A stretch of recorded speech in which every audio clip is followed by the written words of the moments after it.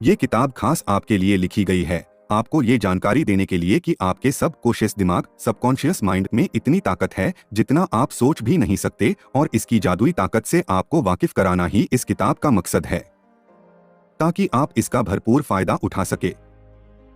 आपके अंदर एक खजाना मौजूद है। एक 75 साल की विधवा ने हमारे लेखक को खत लिखकर बताया कि वो दोबारा शादी करके घर बसाना चाहती है और खुश रहना चाहती है। उसने वही किया जैसा लेखक ने उसे करने को बोला था।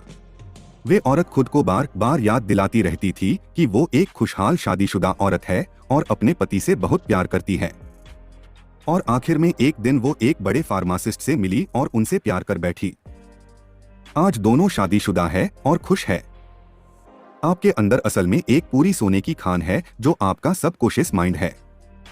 बस अगर आप इसे कंट्रोल करके अपने फायदे के लिए इस्तेमाल करना सीख जाएं, तो क्या बात आप जब किसी टेस्ट से पहले खुद को ये यकीन दिलाते रहते हैं कि आप फेल हो जाएंगे या फिर कोई चीज आपको नहीं मिलेगी, तो दरअसल आप अपने ही दिमाग को ऐसा करने के लिए मजबूर कर रहे होते हैं। आप अपने दिमाग की सुपर पावर को गलत आइडिया दे रहे होते हैं कि आप ये नहीं कर सकते या वो नहीं कर सकते। मगर ऐसा कभी मत कीजिए, कभी भी अपने दिमाग में नेगेटिव आइडिया मत आने दे, बल्कि पूरे जोश के साथ दोहराते रहे, विश्वास रखे और उम्मीद भी, और फिर आप देखेंगे कि आपके सबकॉन्शियस ही आपके सारे सवालों का जवाब बन जाएगा। अध्याय 2, आपका दिमाग कैसे काम करता है। एक बूढ़ी औरत को यकीन हो चला था कि उसकी याददाश्त चली जाएगी, मगर उसने अपने दिमाग को यही यकीन दिलाए रखा कि ऐसा कुछ भी नहीं होगा वर्टिकल बार, बल्कि वे खुद को यकीन दिलाती रही कि उसकी याददाश्त दिन ब दिन बढ़ती जा रही है। अब ये उसका मजबूत विश्वास ही था कि सच में उसके साथ ऐसा ही हुआ। हमारे दिमाग का कोशिश और सबकॉन्शियस हिस्सा एक दूसरे से अलग होने के बावजूद आपस में जुड़े हुए हैं। जो कुछ आप सोचते हैं वो अपने कॉशियस माइंड वाले लेवल से सोचते हैं, और जो भी आप करते हैं छोटी से छोटी चीज वे आपके सबकॉन्शियस लेवल को अफेक्ट करती है। हालांकि ये समझना जरूरी है कि सबकॉन्शियस और कॉशियस लेवल दोनों अलग अलग नहीं है, बल्कि एक ही दिमाग के दो अलग लेवल है। कॉन्शियस माइंड, सबकॉन्शियस माइंड वो है जो सोच विचार करता है, और सबकॉन्शियस माइंड आपकी हर सोच पर विश्वास करके उसे अपना लेता है। जो कुछ भी आप सोचते हैं और करते हैं उस पर सबकॉन्शियस माइंड पूरी तरह यकीन करता है।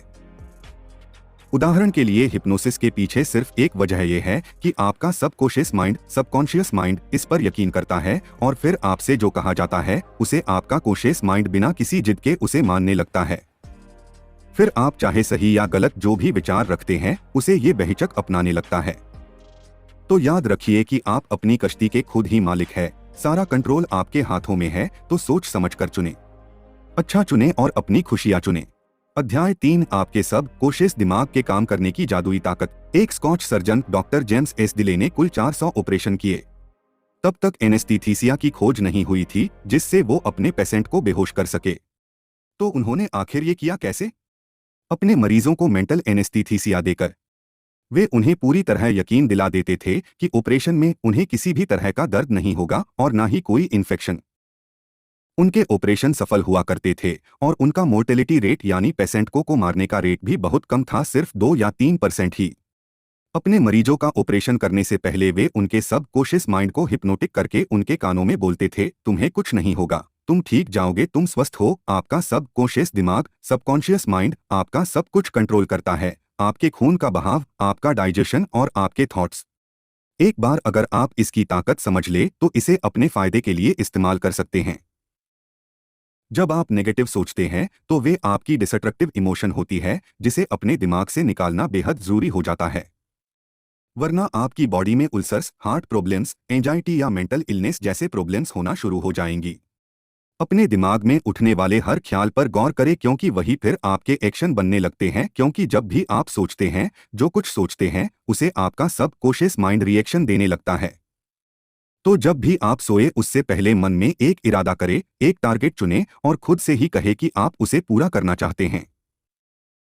आप कुछ भी सोच सकते हैं, अपनी अच्छी सेहत, पैसा या फिर लोगों के साथ अपने रिश्ते के बारे में भी। पॉजिटिव विचारों को आने दे, अपने दिमाग को प्रोग्राम करते रहे, और फिर इसके मिरेकल्स क्या होंगे ये आप सोच भी नहीं सकते हैं। अध्याय 4 और 5, मेंटल हीलिंग के पुराने और नए तरीके। 1910 का एक मशहूर किस्सा है।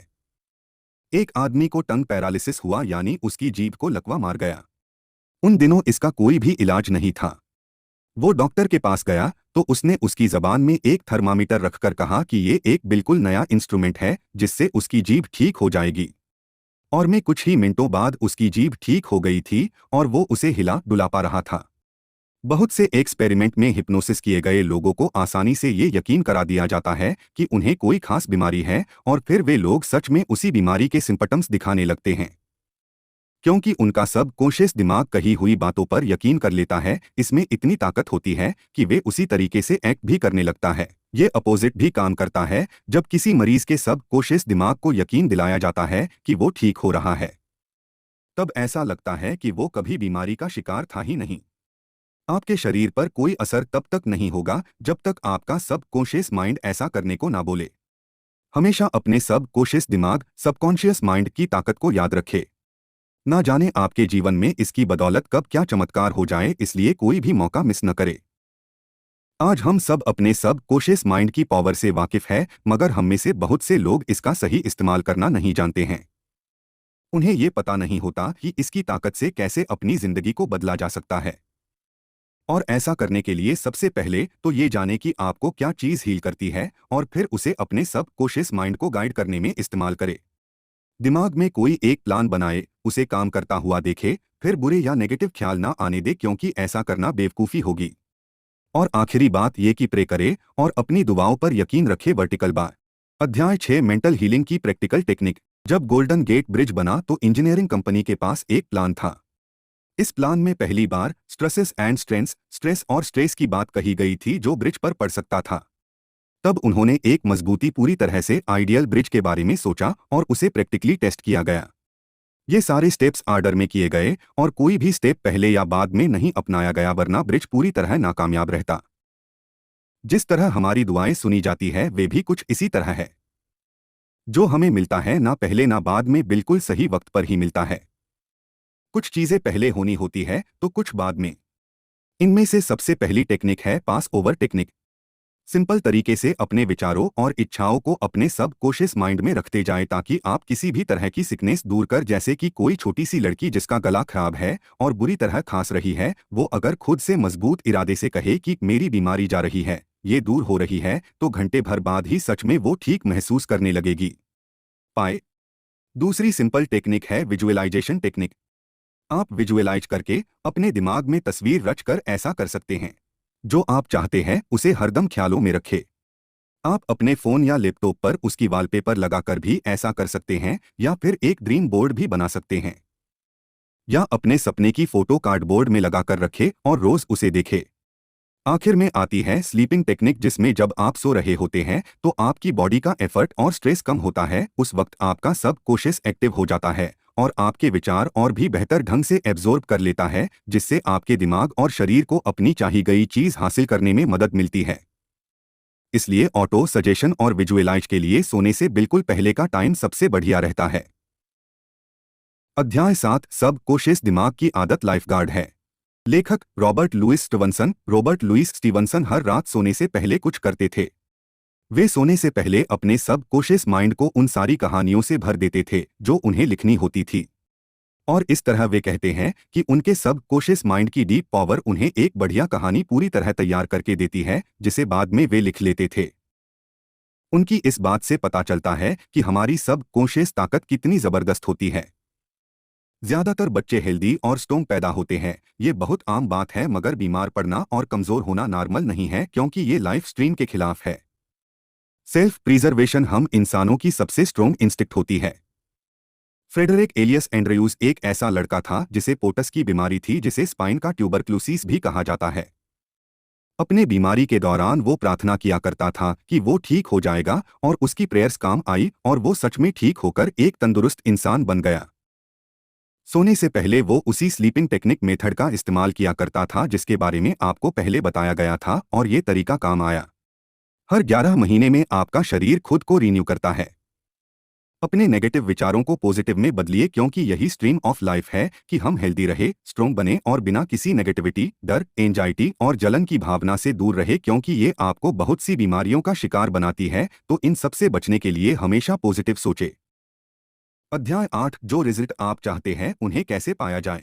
एक बार एक मकान मालिक था जो फर्नेस रिपेयरमैन से इस बात पर लड़ रहा था क्योंकि वो एक बॉयलर को ठीक करने के $200 मांग रहा था। मकान मालिक ने कहा कि ये बहुत ज्यादा रकम है। इस पर रिपेयरमैन ने जवाब दिया कि वो मिसिंग पीस के सिर्फ $5 ही मांग रहा है, बाकी के $195 तो वो अपनी इस काम की नॉलेज होने की फीस ले रहा है। ठीक इसी तरह आपका सबकॉन्शियस माइंड भी बहुत होशियार है, जिसमें पास आपके शरीर, मन और आत्मा की हर तकलीफ और दुख दर्द करने के अनेक तरीके हैं। हमारे फेल होने का एक जरूरी वजह होती है कि हमारे अंदर मोटिवेशन और कॉन्फिडेंस की कमी होती है। क्योंकि जब लोग ध्यान लगाकर कोई प्रार्थना कर रहे होते हैं तो कई बार उन्हें उस पर उतना गहरा यकीन नहीं होता जितना कि होना चाहिए। उनके मन में नेगेटिव विचार चलते रहते हैं और यही वजह है उन्हें अपनी प्रार्थना का जवाब नहीं मिलता।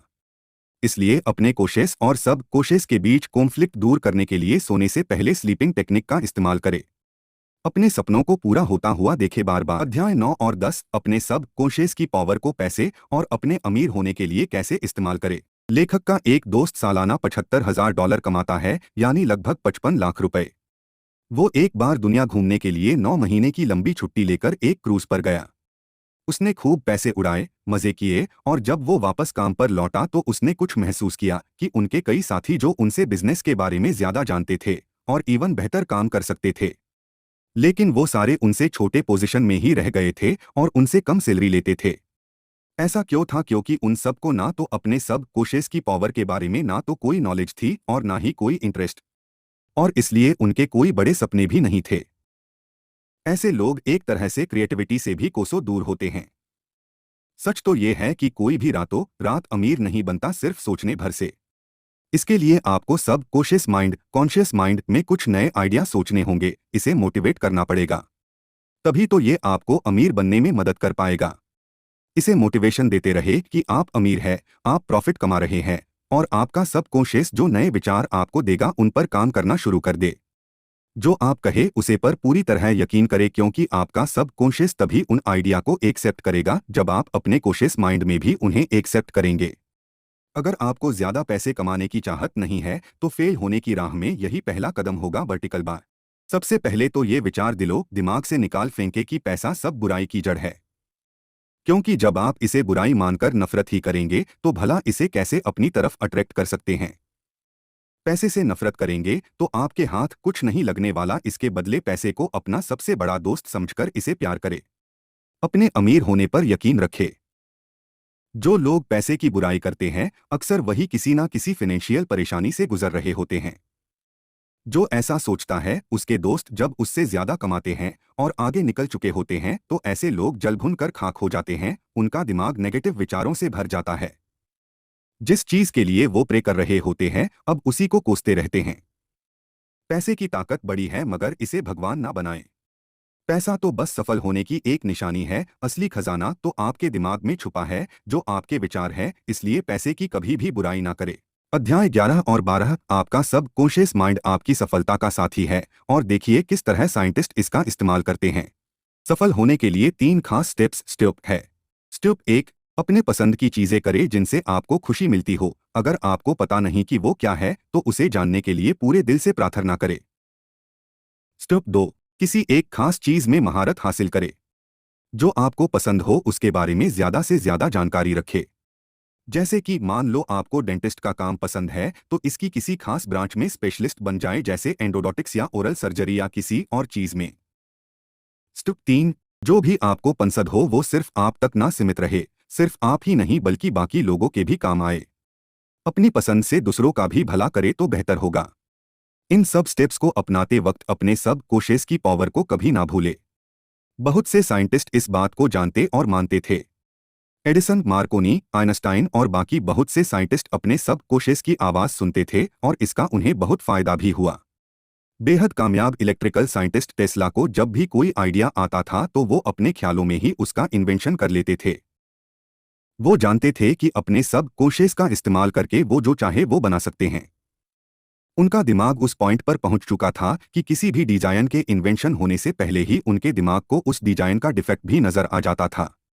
इसलिए इन्वेंट करने से पहले ही वे डिजाइन इस तरह बनाते थे कि उसमें कोई डिफेक्ट ना रहे, जिससे उनका पैसा और वक्त बर्बाद होने से बच जाता था। अध्याय 13, 14 और 15 आपका सब कोशिश और नींद, मैरिटल प्रॉब्लम्स और खुशियां। एक ऐसी टेक्निक है जिसे मैं पर्सनली तब अपनाता हूं जब अगले दिन मुझे कोई काम होता है और मुझे मन में ये डर रहता है कि मैं टाइम पर उठ नहीं पाऊंगा। तो मैं दिमाग में सोचता रहता हूं और खुद को यकीन दिलाता हूं कि सुबह मैं टाइम पर उठ जाऊंगा। मैं तब तक इस बारे में सोचता रहता हूं जब तक मेरे सबकॉन्शियस माइंड में ये बात पूरी तरह बैठ नहीं जाती, और फिर दूसरे दिन मैं एकदम टाइम पर ही उठता हूं। और ये टेक्निक आज तक फेल नहीं हुई, एक बार भी नहीं। ये बहुत सिंपल टेक्निक है, इसमें आपको कोई अलार्म भी नहीं चाहिए। हालांकि मैं फिर भी अलार्म सेट करके रखता हूं, मगर हमेशा अलार्म बजने से पहले ही मैं उठ जाता हूं, जिससे पता चलता है कि सबकॉन्शियस माइंड में कितनी पावर है। गाइडेंस का मतलब हमेशा किसी चीज से या पैसे की मदद से नहीं होता, और जरूरी नहीं कि जब आप जागे हुए हो तभी आपको गाइडेंस मिल सकती है। कई बार आपके सपने भी आपको गाइडेंस देते हैं। अपने सबकॉन्शियस की पावर को कभी अनदेखा ना करें। इससे ना सिर्फ आपकी हेल्थ पर बुरा असर पड़ सकता है, बल्कि आपकी शादीशुदा जिंदगी पर भी। किसी के साथ जिंदगी भर का सफर निभाने के लिए आपका रिश्ता स्पिरिचुअल होना भी जरूरी है। जब आप किसी से मोहब्बत किए बगैर सिर्फ पैसे, पोजीशन या अपने ईगो के लिए शादी करते हैं, तो ऐसा रिश्ता कभी सच्चा नहीं होता। ऐसे रिश्ते लंबे समय तक नहीं टिक पाते हैं। शादी का बंधन किसी भी चीज से ज्यादा स्पिरिचुअल होना चाहिए, जहां दोनों पार्टनर के दिल एक साथ धड़कते हो, जहां वे एक होकर जिंदगी के सफर में कदम रख सके। आजकल लोगों का मानना है कि शादी हर प्रॉब्लम का जवाब है, लेकिन असल में ऐसा नहीं है। किसी को अपनाने से पहले आपको इसके लिए पूरी तरह तैयार होना पड़ेगा। अगर आप खुश नहीं हैं, तो अपने पार्टनर को कैसे खुश रख पाएंगे? अपने पार्टनर से ये उम्मीद मत कीजिए कि वे आपको हर खुशी देगा। खुद को खुश रखना आपकी जिम्मेदारी है, ना कि किसी और की। अपने सबकॉन्शियस को यकीन दिलाएं कि आप अधूरे नहीं हैं, अपने आप में पूरे हैं। तभी आप किसी और से प्यार कर पाएंगे और शादी की जिम्मेदारी उठा पाएंगे। अपनी शादीशुदा जिंदगी में गलतियों को दोहराना एक बहुत बड़ी निशानी है कि आपके मन में नेगेटिव विचार भरे हुए हैं।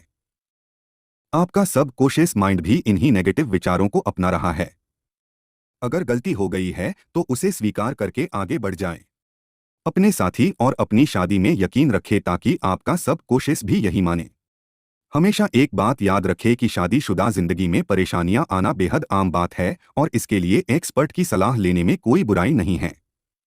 जब आपको दांत में दर्द होता है तो क्या आप इंजीनियर के पास जाते हैं? नहीं ना। तो आपकी शादी भी आपके दांत के दर्द से कम जरूरी मसला नहीं है। जब भी कोई परेशानी आए तो अपने रिश्ते को बचाने के लिए एक्सपर्ट की राय जरूर ले। अपने पार्टनर और एक्सपर्ट के अलावा किसी तीसरे के साथ कभी भी अपनी मैरिटल प्रॉब्लम डिस्कस ना करें। आपकी खुशियां सिर्फ आपके हाथ में है। अगर आप यही सोचते रहेंगे कि आपकी शादी टूटने की कगार पर है, तो जानते हैं क्या होगा?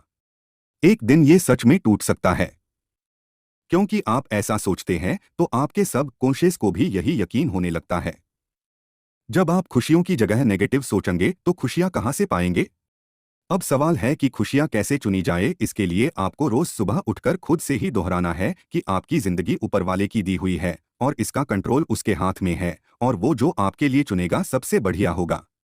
जो कुछ भी होगा एकदम बढ़िया होगा और आप हमेशा खुश रहेंगे। अध्याय 16, 17, 18 और 19, आपका सबकॉन्शियस माइंड और इंसानी रिश्ते, माफ करना, मेंटल ब्लॉक्स और डर। सिगमंड फ्राइड, साइकोएनालिसिस के ऑस्ट्रियन फाउंडर, कहते हैं कि जब किसी की अंदर प्यार नहीं होता है तो उसकी आत्मा धीरे धीरे मर जाती है। यही बात गुडविल, रिस्पेक्ट और अंडरस्टैंडिंग के साथ भी है, क्योंकि जब आप दिल में नफरत पालते हैं तो अपनी आत्मा और दिमाग को किसी कैदी की तरह हमेशा के लिए बांध लेते हैं। जितना हो सके सबका भला सोचिए और कोशिश करें कि किसी को भी नुकसान ना पहुंचे। नफरत करने वाला इंसान का हाल वही है जो जहर पीता है और सोचता है कि उसे कुछ नहीं होगा। ये पागलपन है, क्यों है ना? तो आप क्यों दूसरों को धोखा देते हो, हर्ट करते हो, उन्हें दुख देते हो, जब आपको पता है कि ऐसा करने से आपके दिमाग में भी जहर भर जाएगा, आपका खुद का नुकसान होगा। लोगों को रिस्पेक्ट दो और उनसे हमेशा अच्छे से पेश आओ। जैसा आप खुद के लिए चाहते हो वैसा व्यवहार दूसरों से करो। आप दूसरों के बारे में क्या सोचते हैं ये सिर्फ आपके हाथ में है, औरों के नहीं। जब आपको कोई तंग करने की कोशिश करता है तो ये आपके हाथ में है कि आप क्या रिएक्शन देंगे। दूसरों की हरकतों से आप क्या महसूस करते हैं, ये भी सिर्फ आपके हाथ में है। अब चाहे आप उस बात से चिढ़कर पूरा दिन खराब कर ले या फिर उनकी बातों को इग्नोर करना सीख जाएं। उन्हें माफ करना सीख जाएं। लोगों को माफ करना दरअसल दिमाग के लिए नेगेटिव विचारों के खिलाफ एक एंटीडोट की तरह काम करता है। जब आप लोगों को माफ करते हैं तो आपकी आत्मा एक शांति और सुकून से भर जाती है। और एक तरह से लोगों को माफ करके आप लाइफ को पेबैक भी करते हैं, क्योंकि जिंदगी हमेशा आपको मौके देती है। जब कभी गलती से आपकी उंगली कट जाती है या पैर पर चोट लग जाती है तो आपका सब कोशिश भी कुछ इसी तरह आपको माफ करता है, उस चोट को हील करके। एक आदमी था जो दिन रात इतनी मेहनत करता था कि एक दिन उसे हार्ट प्रॉब्लम हो गई। उस आदमी ने कभी मुश्किल से ही अपने बच्चों के साथ वक्त बिताया था। हमारे लेखक ने उससे बात की। उसने उस आदमी को समझाया कि उसके ऐसा करने की वजह यही है कि उसे अपने बच्चों को वक्त ना देने का दुख अंदर ही अंदर खाए जा रहा था और दिन रात कड़ी मेहनत करके वो एक तरह से खुद को सजा दे रहा था। उसे खुद को माफ करना सीखन होगा, तभी वो खुश रह पाएगा। हम इंसान आदत से लाचार होते हैं। बुरी आदत और अच्छी आदत के बीच सिर्फ एक चुनाव का फर्क होता है। आप क्या चुनते हैं ये आपकी मर्जी है, चाहे तो आप बुरी आदत अपनाएं या अच्छी, सब आपके हाथ में है। बुरी आदत को दूर करने के लिए उसे इग्नोर ना करें। एडमिट करें कि वो आपकी बुरी आदत है और उसे दूर करना है। बहुत से शराबी जिंदगी भर शराब नहीं छोड़ पाते क्योंकि वे मानते ही नहीं कि वे शराबी हैं। उन्हें शर्म आती है ये मानने में, पछतावा होता है और उनके ईगो को ठेस पहुंचती है, और नतीजा ये कि वे कभी भी इससे छुटकारा नहीं पा सकते। कोई भी आदत अपनाने के लिए पहले खुद को तैयार करना होगा। जब आप इस पॉइंट पर आ जाए कि आपको अपनी कोई बुरी आदत छोड़नी ही छोड़नी है तो खुद की पीठ थपथपाए, क्योंकि आपने आधा किला फतह कर लिया है। अपने सब कोशिश को कंट्रोल करने की राह में पहला रोड़ा है आपका डर।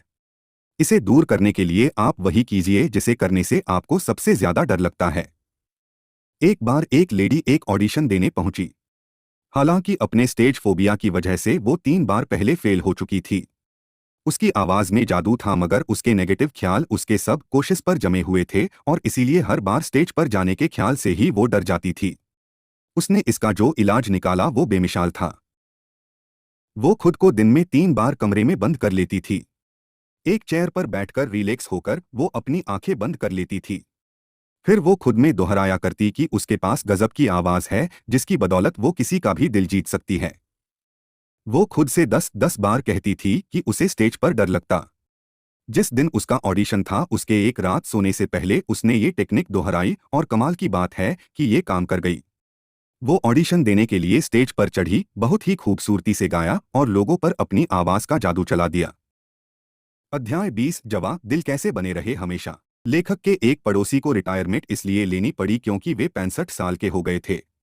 उस आदमी ने लेखक को कहा कि उसके लिए रिटायरमेंट किंडरगार्टन से फर्स्ट ग्रेड में जाने जैसा है। उसके लिए ये जिंदगी और विजडम की राह में एक और कदम रखने जैसा है। उसका सोचना कितना सही है। हमें उम्र को इसी तरह लेना चाहिए। उम्र का मतलब सिर्फ सालों का पड़ाव तय करना नहीं है, बल्कि अनुभवों और समझदारी के अलग अलग पड़ावों से गुजरना है।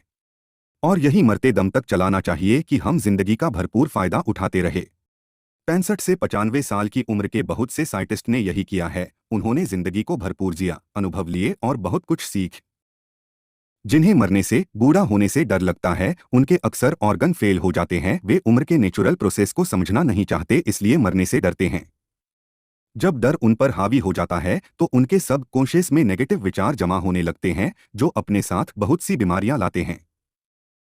दोस्तों, ये बुक जोसेफ मर्फी ने लिखी है। हमारा इस समरी को बनाने का मकसद सिर्फ इतना ही है कि हम रीडर को मोटिवेट कर सके किताबों से जुड़ने के लिए।